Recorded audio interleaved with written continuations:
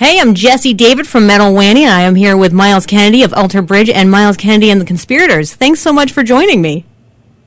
My pleasure, Jessie. Thanks for having me. Anytime. Now, this is the final leg of Alter Bridge, the Last Hero Tour. You guys have toured around the world.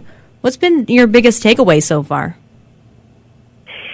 Oh, man. I think just the fact that after 13 years, we're still lucky enough to have a fan base that allows us to make music. I guess you go into each record not knowing if you're going to continue to have that luxury where you have people that care and you're relevant enough to still be, have the privilege and honor of having people's ears, and attention spans.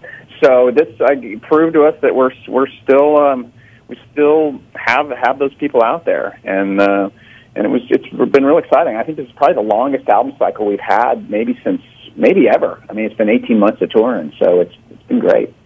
That is great. Not every band can say that. Now, Alter Bridge recorded their show at the Royal Albert Hall in London. You had a 52-piece orchestra. How was that experience, and do we have a release date for the live concert DVD?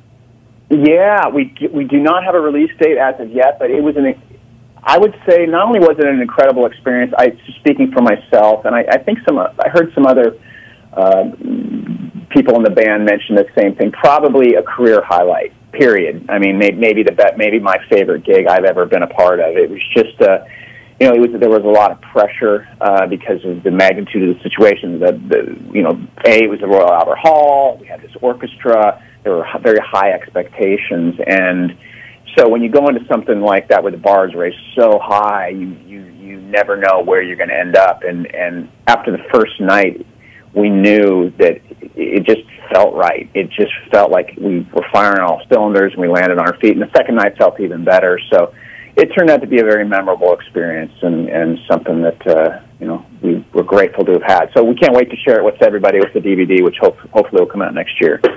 Now, you yourself have been keeping rather busy. You're working on solo albums. You started working on your first solo album 2009. You finished that one. Now you moved on to working on your second album. Why did you decide to not release the first one yet? I'm kind of a firm believer that songs can have a shelf life with an artist. And what happened was I'd been chipping away at the solo record for quite a while when I had time. I mean, obviously I was very busy playing with Alter Bridge and touring with that, but in my spare time I was chipping away at this record. So when I actually documented it and finished it, I had to step back and look at it with a fresh perspective and say, you know what, you got to be honest with yourself as a writer. Is this where you are now? No. And is this what you want to represent where you are now? No. And so that was a hard decision for me to make because there was a lot of work that went into it, not just work, but time and money, and I just felt like regardless of that, I had to scrap and start over. So I started writing again late last year, early this year, and fortunately I had plenty of ideas to draw from. Did you originally have a release date or name or artwork for your first album? No, I had no artwork or release date. I just had it. I think that the mixes were finished probably early last year, middle part of last year. So it was complete, but I just decided not to move forward. Do you think those songs will ever come to light? Like, would you ever consider releasing both albums as maybe a double feature? Well, I don't know. That's a really good question, and some people in my family circle and friend circle brought that up because people like some of the songs, they've gotten attached to some of the tracks. I will say there is one track from that record that I ended up totally re-recording. Basically, just used the demo and rebuilt around it. So a few people were happy to hear that because it was one of their favorites from that record. Yeah. But it ended up the content suited the record that I just completed, the Year of the Tiger record, perfectly. So it definitely will see the light of day this time. Now, what makes each album stand out? Musically, how are they different? Well, the Year of the Tiger definitely has much more of a blues-based vibe, and I tried to keep it, though I started the first record wanting to keep it more acoustically based. By the time things, sometimes when you get in the studio and you have all these, with multi-tracking, with Pro Tools and all the toys available, you can tend to go. It's kind of like the sky's the limit as far as what you can do from a production standpoint. So songs that started out very acoustic based and very stripped down then grew into something different. And so what I try to be very aware of on Year of the Tiger and Elvis as well, my producer, was to kind of tie our hands and keep things limited as far as how many tracks we could use. We went straight to tape for majority of the record, and so it was really just the idea of less is more, and trying to take that approach to making the album. Sorry, Year of the Tiger, is that the name for the upcoming release?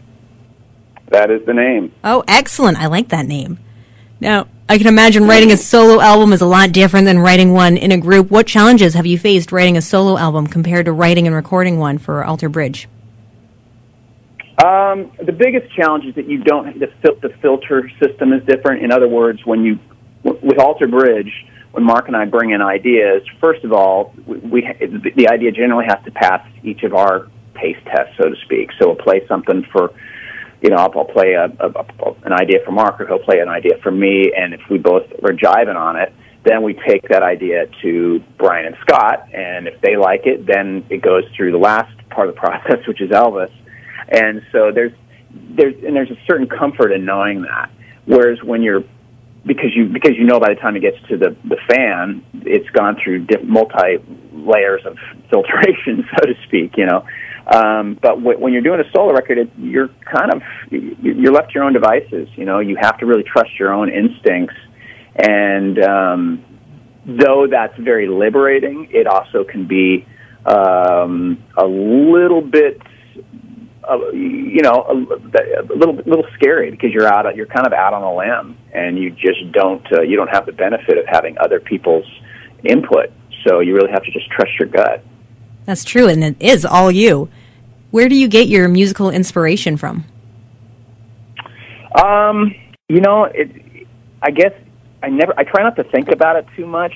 When I pick up a guitar, I just see what happens, see what flows, and then a lot of times the music will dictate what the story needs to be. So then it's a matter, from a lyrical standpoint, it's a matter of trying to find, what is it that the music is telling me? What kind of story needs to go to this? And I try to keep it. I try to have the content something that I can relate to and that's somewhat universal, so that it's real and it's honest. Because if I'm singing about something I don't understand or can't relate to, it's going to be more than obvious when it's conveyed on the recording or in the performance. So that's pretty important to me. Yeah, of course. Now, your first album, you said it is shelved. How far along is Year of the Tiger? And what can we expect it to sound like? Done. Yeah, it's completely done? Yeah, it's mixed and mastered and done, and the artwork's done, and yeah, we're well on our way. So I'm sure you'll see it sometime next year. So you don't have an exact release date yet? We're still working on all that, trying to get that stuff sorted out. What can we expect it to sound like? Myles Kennedy. Yeah, it's definitely those who've heard it have commented that there's definitely more of a blues-based vibe on it. The instrumentation is certainly somewhat of a departure. I tried to veer away from any sort of high gain wall of sound. There's plenty of resonator guitar, mandolin. There's even banjo, a lot of lap steel. So it's definitely different from what I've done. Even banjo. Now I'm just intrigued. That's great. How many tracks do you have so far, and do you have a favorite track on the album? I have 12 tracks. And that's, as far as my favorite track, that's impossible, because it's like having, it's like, what's your favorite child? That's fair. You've worked with a lot of very talented musicians, from Slash to Jimmy Page.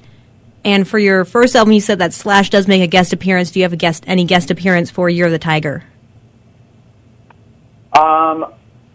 No, I technically don't have a guest appearance, but I will say that I was lucky enough to have my old friend from junior high and high school. We played in bands together for a long time, and he was the drummer in the Mayfield Four, my first like real, national touring band. His name is Ziauddin, and he's amazing. So I was really, really happy to have him on board as my drummer for the record. Yeah, that's pretty cool. Now, going back to Alter Bridge, you guys are doing your Last Hero tour. After that, what's next? Are you going to be working on a new album? Yep. So we'll wrap this tour up in probably, November 17th. We complete it. And that will wind things down for this album cycle. And then, I know Mark's got plans for Tremonti, and I'll be doing the solo record stuff. And while we're doing all that for 2018, we'll be chipping away on writing new material for AB6, which is hard to believe. So 6 records in, that'll be quite a feat. So we'll look to 2019 for the next AB release. Excellent, but you haven't started writing anything yet?